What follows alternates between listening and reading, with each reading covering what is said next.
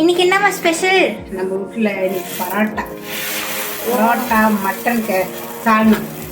பரோட்டாவை போட்ட உடனே என்ன செய்யணும், எண்ணெய் ஊற்றக்கூடாது. போட்டுட்டு இப்படி திருப்பி போட்டு மறுபடியும் திருப்பி போடுங்க. ஏன் இப்படி டிஃப்ரெண்ட்டாக பண்ணுற? அப்படிதான் சரி, போட்ட உடனே எண்ணெயை ஊற்றுனா செவராது. இப்போ சிகப்பாக ஆகாது. இப்போ போட்டால் தான் பாதி வெந்துடும். வெந்த பிறகு திருப்பி இப்படி போட்டு தான் லைட்டாக செவந்துருக்கணும் கோல்டன் கலரில். இப்படி வெந்துடணும். வெந்த பிறகு தான் ஆயில் ஊற்று. சரி, ஆயில் ஊற்றினா பொன்னரமாக பொரிச்சு எடுக்கணும் பரோட்டா.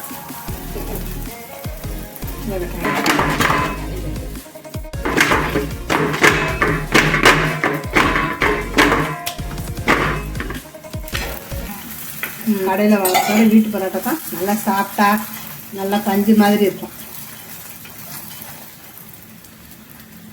அதை மட்டன் சால்னாக்கு அதுக்கும்